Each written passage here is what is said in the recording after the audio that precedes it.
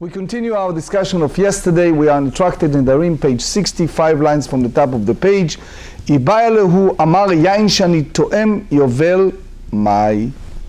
So, since we talk about the konamot, the estate that a person is, which is, he made a statement, I commit myself to certain things. So if it's a framework of time, for example, Yovel, which is the Jubilee, he said, a wine or any wine that I taste for a Jubilee is forbidden for me. So what does that mean? How do you count Jubilee? Do you say that Jubilee, Yovel, let's use the word Yovel, the 50th year, is that part of the cycle of former 7 times 7, or is a total new cycle? Again, the Torah tells us we have 6 years to walk in the field, 7 years is free.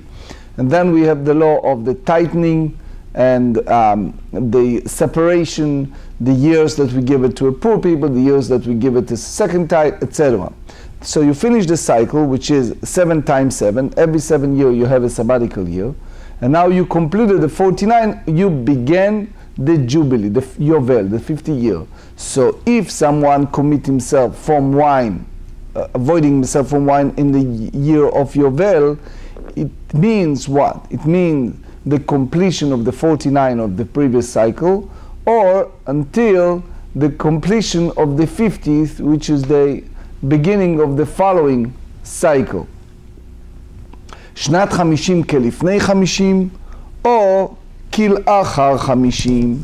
So the Ran explained that the language of the Gemarrah is not 100% clear, because they use the term Yovel, Shani Toim Yovel.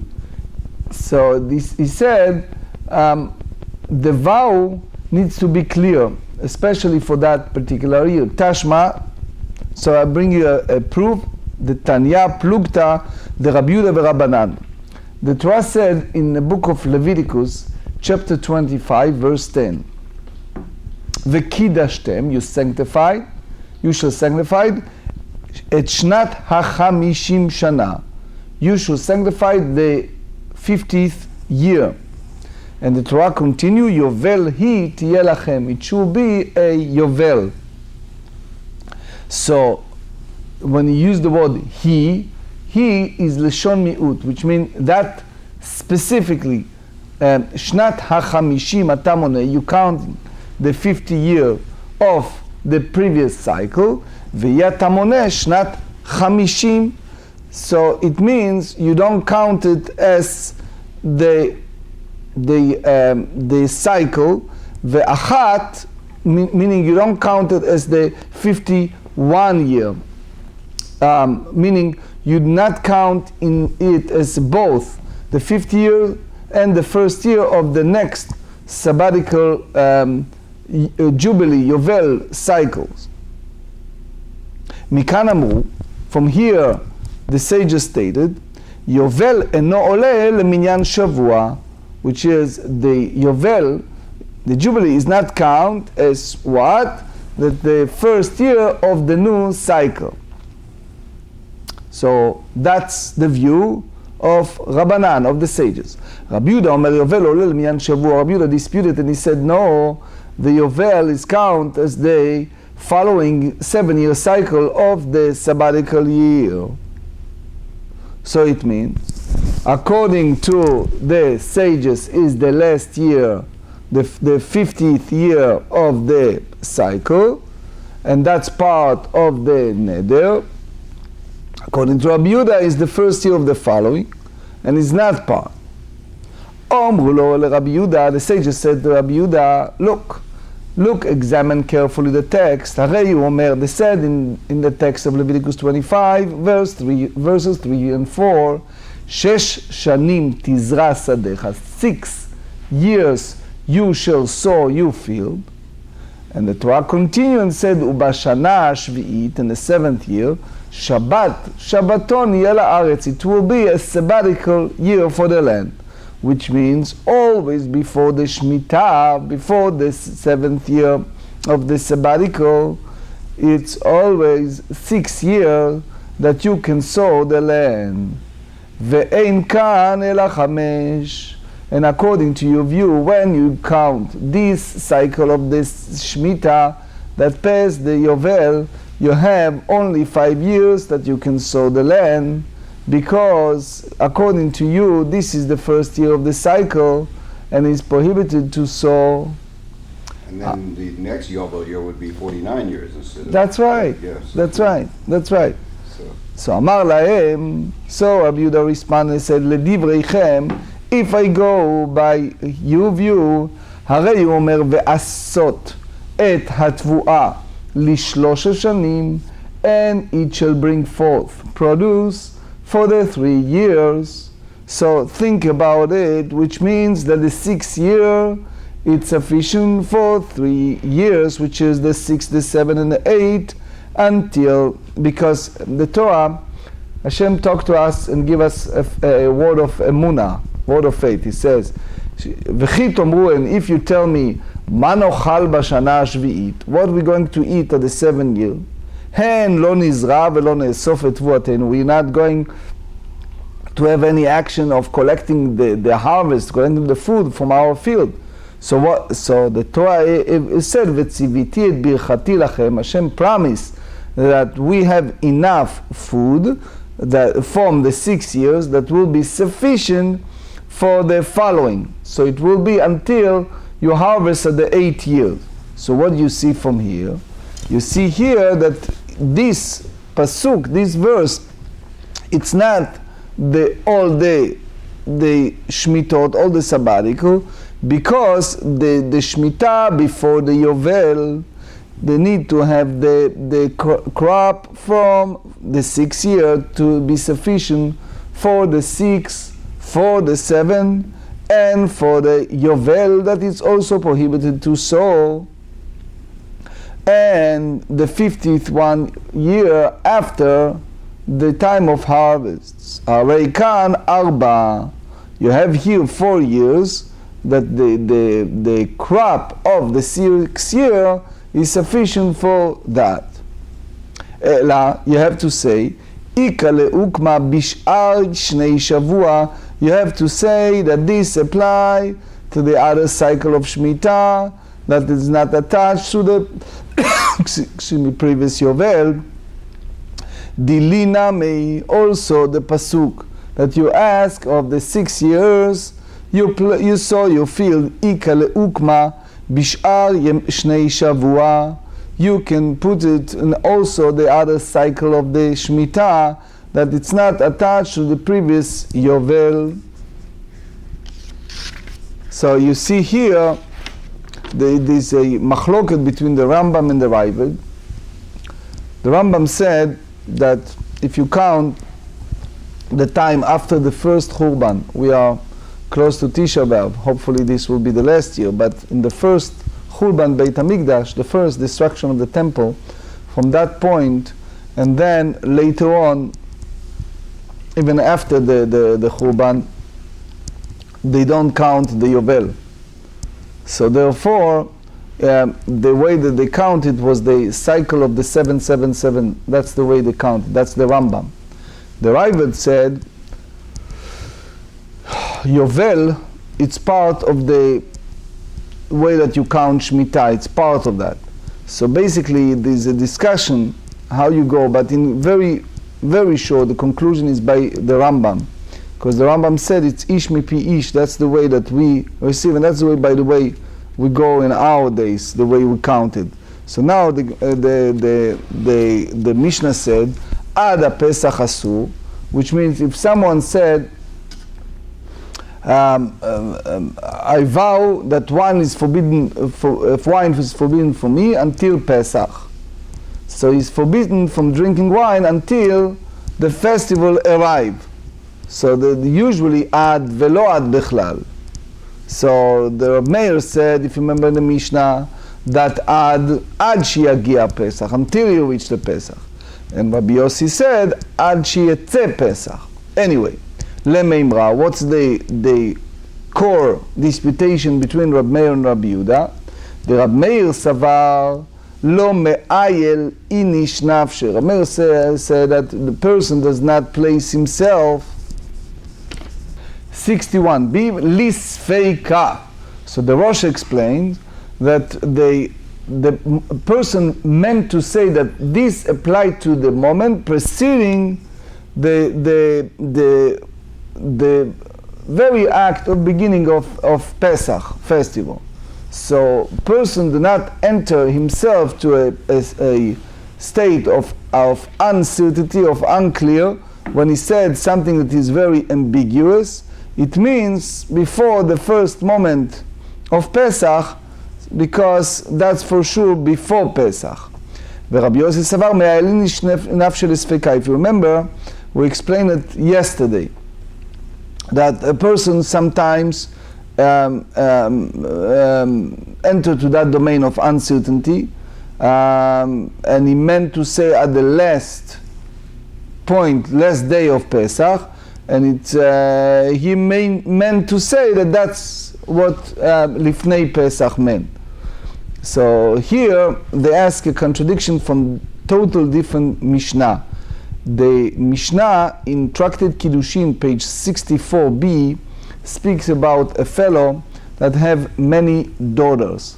So just remember, we said it many times, that the Talmudic era was different than our times, and we said many times that the father allowed, and it happens during that era, that the father married a minor daughter, right?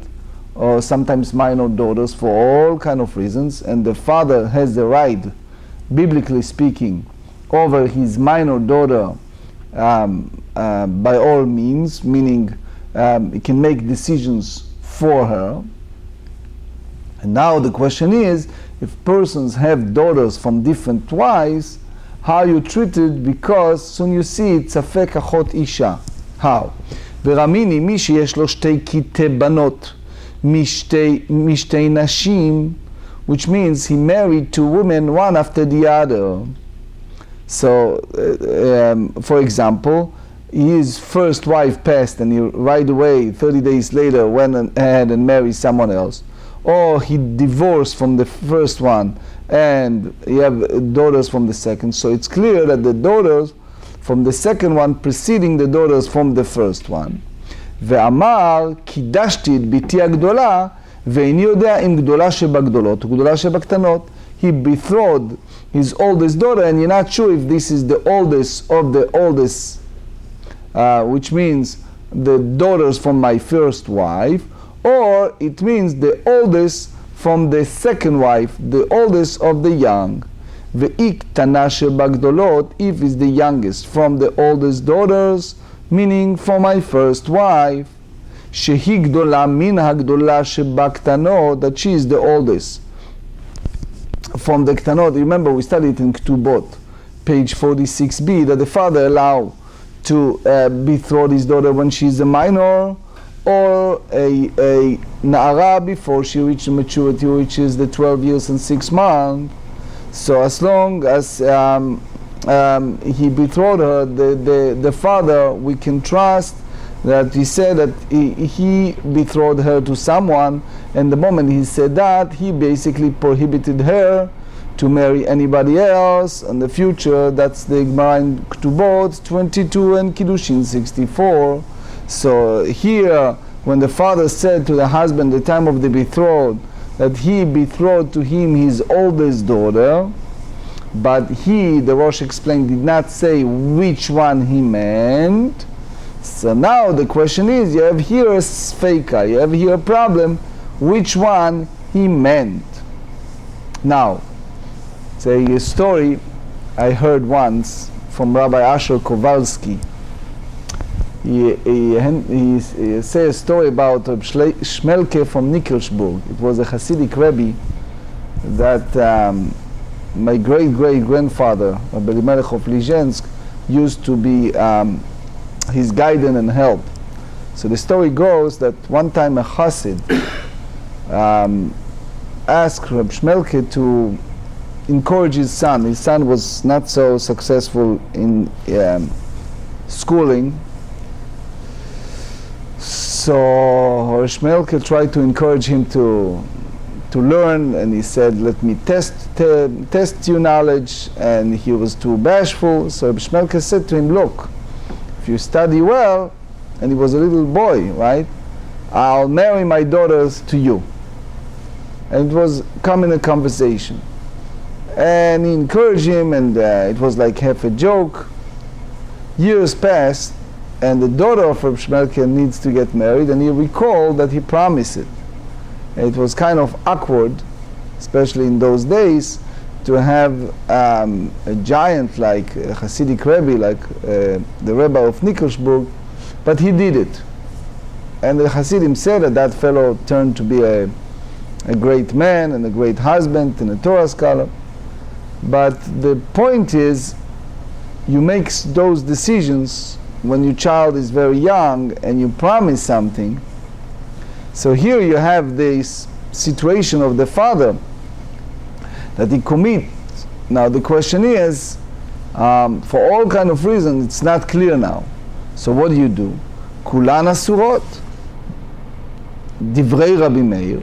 Rabbi Meir said that none of his daughter can marry without get, because each of them has this sfeika, have this question, maybe she betrothed to someone. And therefore, he is in prohibition, which Leviticus 18, achot ishto, to marry the sister of his living wife, excluding chutz min haktana shebaktanot. Divrei Rabbi Meir. Rabbi Meir said that that's not included. What? The younger daughter of the younger group was certainly not betrothed. Rabbi Yossi Omer, כולן מותרות חוץ מן הגדולה שבגדולות.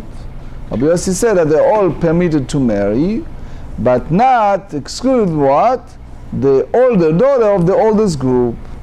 So why? Because she is without doubt Gdola, the oldest, and for sure she is the one who betrothed. So what's the yesod? What is the foundation of this disputation between Rabbi Meir and Rabbi Yossi?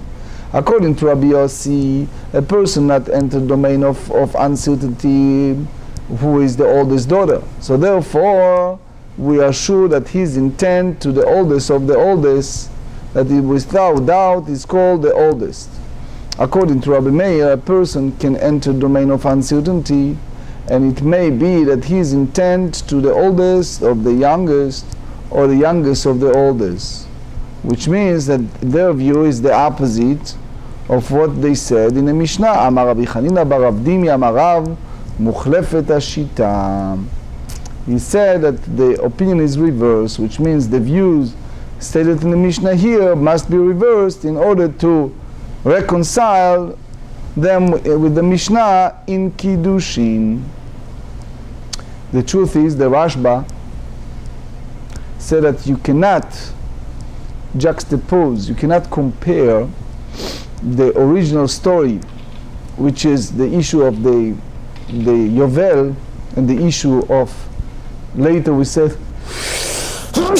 thank you, until Pesach, to the issue of Sfeikot with the daughters, because he tried to say that it's total different mindset, total different statement, view. You can read in the Rashba, we don't have time. והתניא זה הכלל. We learn in the Braita that that's the principle. כל שזמנו קבוע, you have established set of time. So something that is established time, for example Pesach. The Torah said it's 7 days. ואמר עד לפני, and he said before the event. Rabbi Meir אומר עד שיצא, which means until that event completed. Rabbi Yossi אומר עד שיגיע. Rabbi Yossi says that the vow is effect only until the events arrive. So what you see here is another clear proof that Rabbi Meir and Rabbi Yossi is the way that Rav hold in the Mishnah. So the truth is, if you go by the way that the Rabbah said in Kiddushin, page 65, you don't need to go that direction, because according to his view, the disputation between Rabbi Meir and Rabbi Yossi, it's only in regard to the term lifnei. Rabbi Meir hold that it's kodem, before, and Rabbi Yossi ad she'yifnei v'yavo, until it passed. So it means that it's not really a discrepancy between the Mishnayot, because the Mishnah and Kiddushin, they disputed in regards me'ayil inish nafshel esfeika, and here the Tosfot said it's totally different. But anyway, according to Halacha, the Gemara in Eruv in 46b said that when you have disputation between Rabbi Meir and Rabbi Yossi, you go by Rabbi Yossi. So since Rav reverse the views between Rabbi Meir and Rabbi Yossi, there are those who say that it's al lifnei Pesach, he is not prohibited until the Pesach arrive.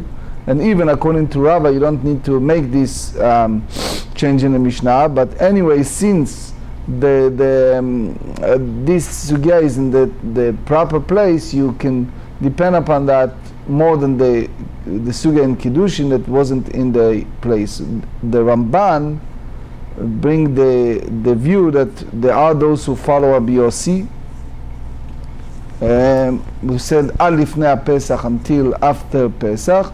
But Shulchan Aruch Yoredea in Reish Kaf in 220 said that, and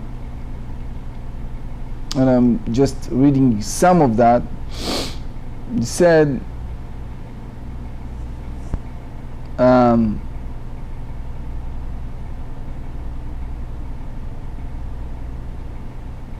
if one vows that something is forbidden to him until before Pesach, it is forbidden only until the beginning of Pesach.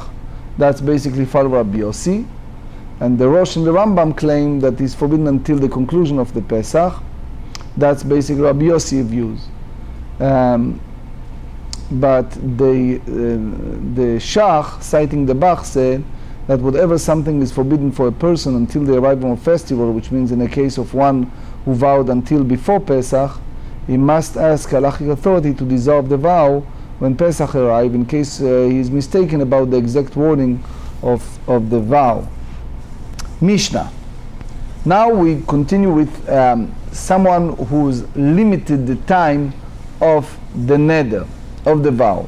So he said, ad hakatzir, someone forbidden himself something until the time of the grain harvest.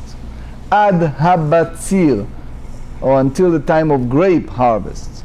Ad hameisik, until the time of the olive harvest. So they said, eino asur ela ad sheyagia, is forbidden only until the arrival of the season, regardless if he said ad sheyagia or ad sheyeheh. זה הכלל. Here is the principle. כל שזמנו קבוע, anything that they have a setup of a time, for example Pesach. The setup of time of Pesach is 7 days. ואמר עד שיגיע, and the vower said until the special occasion arrives. אסור עד שיגיע, is forbidden until that occasion arrive. אמר עד שיהיה, אסור עד שיצא. But if he said until it will be, it's forbidden for him until the specific occasion ends. וכל שאין זמנו קבוע, any of those time is not fixed, which means it does not fall on a precise date. בין אמר עד שיהיה, בין אמר עד שיגיע, whatever he said, until it will be or until it arrives, אינו אסור אלא עד שיגיע. It is forbidden to him only until the specified occasion arrive, because a person did not prohibited himself in the time that it's no clear measure. So even usually ad sheyeheh, meaning until it's completed, but here it meant to say ad sheyagia. The Keren Orah, there is a book called Keren Orah that elaborates what exactly the measurement of time and how you have the chalot in that time. So then the Gemara said, again, an example of something that it's not set up a time. For example, someone said, Ad HaKaitz. Okay? Ad HaKaitz. So the Mishnah meant if he stipulated the Neder remain until the kites, the fig harvest. Ad Sheyehe HaKaitz. Until it will be the summer.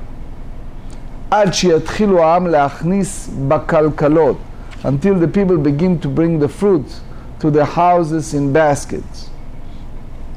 That was the Rosh explained. This was the time that people collected a large amount of figs, because before that it's just you collect a selected total ripen figs. So that's not considering the summer. עד שיעבור הקיץ, עד שיקפילו המקצועות, until the summer has passed, until the people set aside the knives, which means that with the figs are cut after being harvested and returned to their place of storage. So that's basically the completion of the kites. You see in Isaiah 44 verse 13, Ya'asehu bamaktuot. So that's basically the knives that you take it and you basically fold it to that place. Tanya, כלכלה שאמרו כלכלה של תאנים ולא כלכלה של ענבים. When you use the basket in it means the basket of fig and not basket of grape. Why?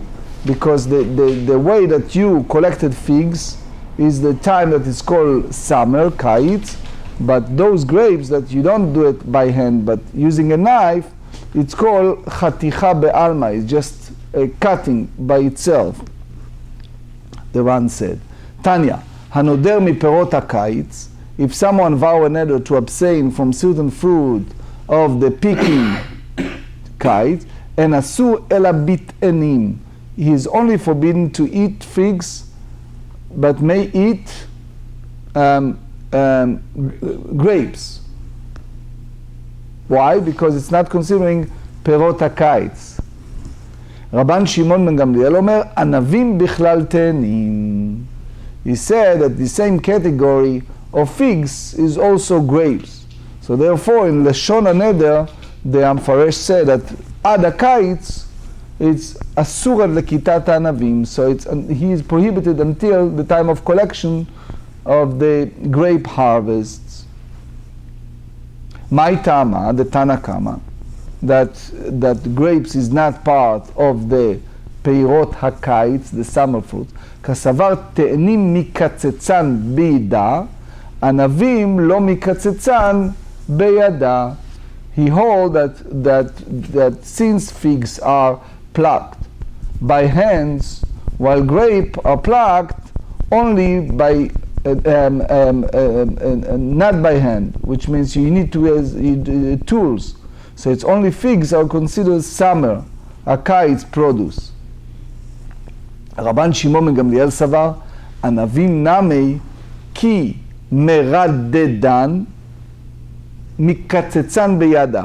He said that when you take out the grapes, so the stem throughout the dry out, they are commonly picked by hand and require not to have any type of a harvesting.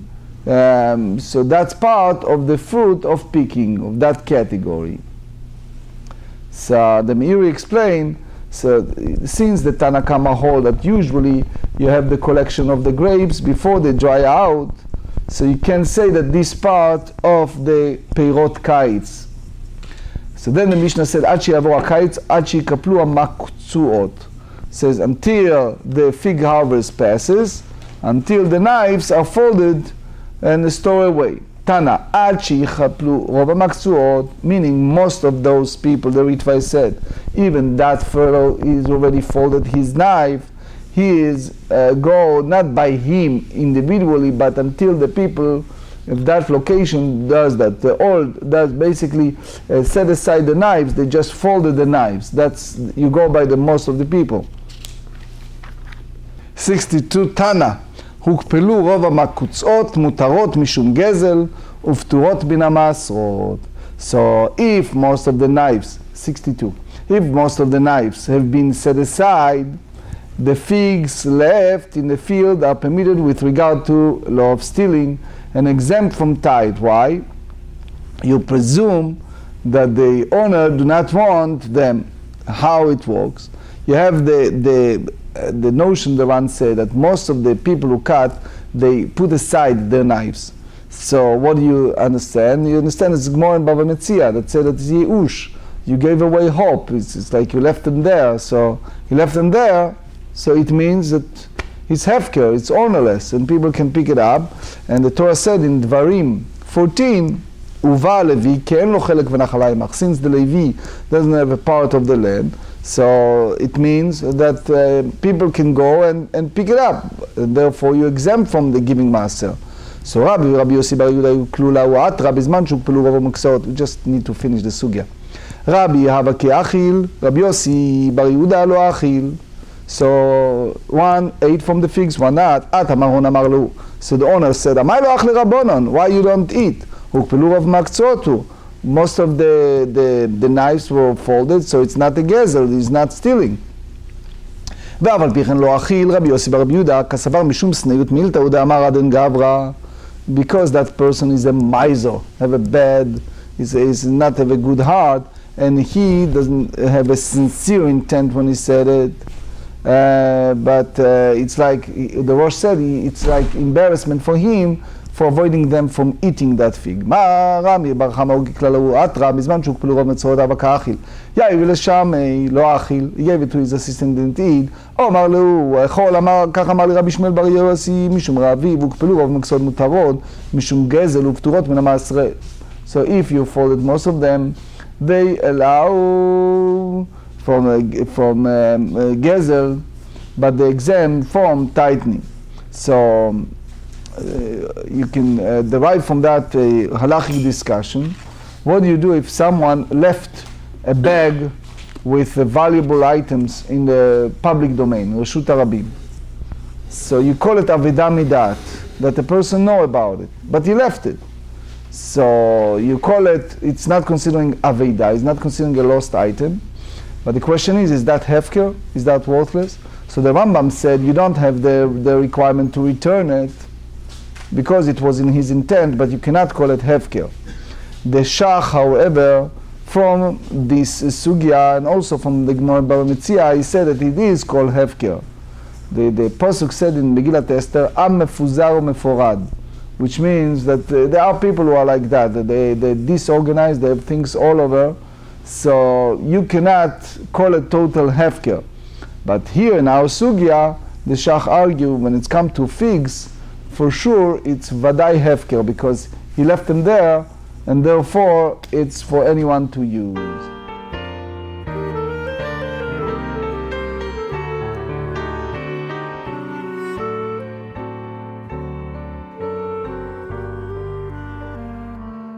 Boyachem leshuloim malachai yeshuloim malachai